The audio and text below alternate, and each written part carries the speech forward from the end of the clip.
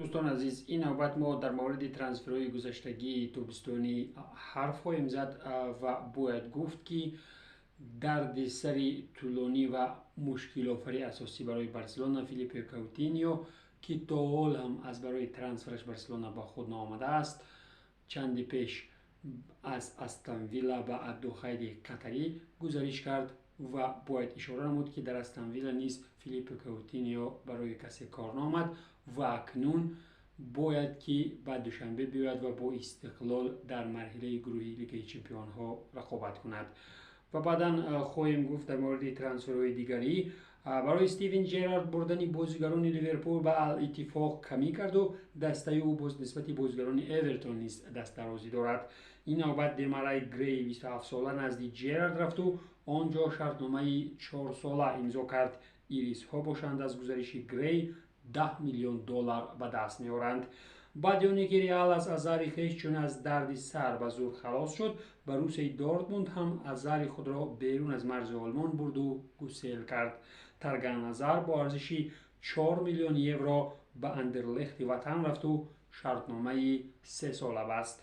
پسر 17 ساله رافائل واندروارد دامیان باشد با آیاکس شرطنامه 1 ساله بست و در تیم جوانان هلندی ها بازی خواهد کرد. یادداشت میکنیم که دامیان سال 2020 از اسبیرگ دانیوی با آیاکس آمده تا این دم در این تیم سبق میگرفت.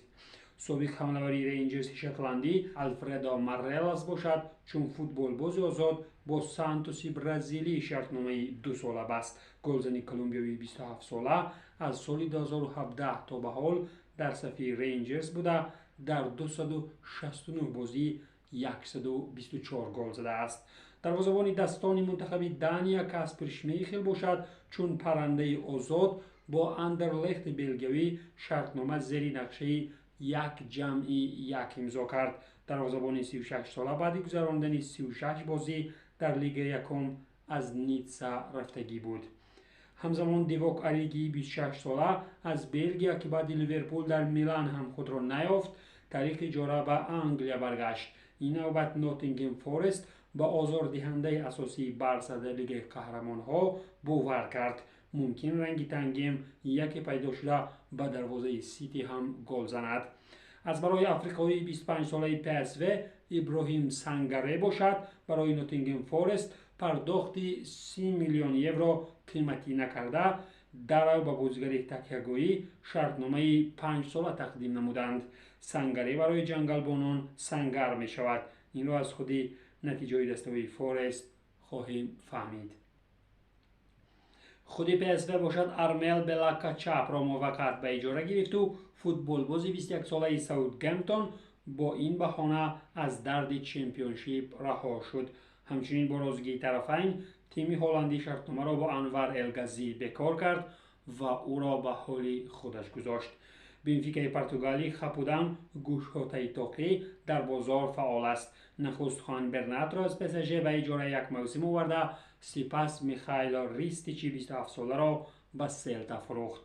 کراچی اینجا حساب 1-1 است. حمله‌ور 27 ساله اورتون نیل ماپه باشد تاریخ اجاره به برنتفورد برگشت و در صورت نتیجه های دلچسب به پرگی میتواند زنبور بودنش را به کلا گیرد. ماپه الکی در برنتفورد 95 بازی گذرانیده 41 گل زده است. بیتیس باشد بعد همکاری های تابستانی زیچ با ریال قرار کرد که بارسا را هم خفه نکند و از تیم خاوی با نرخ 7.5 میلیون یورو عبده ازازولی را خرید. مراکشی 21 ساله موسم قبلی را در اساسونا گذرانیده بود. علاوه بر این بیتیس با ارزش 3 میلیون یورو پول اکوآکوی 25 ساله را به لیون فروخت و میتواند 20% مبلغ فروش این بده را نیز به دست دارد. اینها بودند 11 گزارش های اساسی ترانسفری. با ترانسفرهای دیگر شما را پیگیر خواهیم شد. خیر.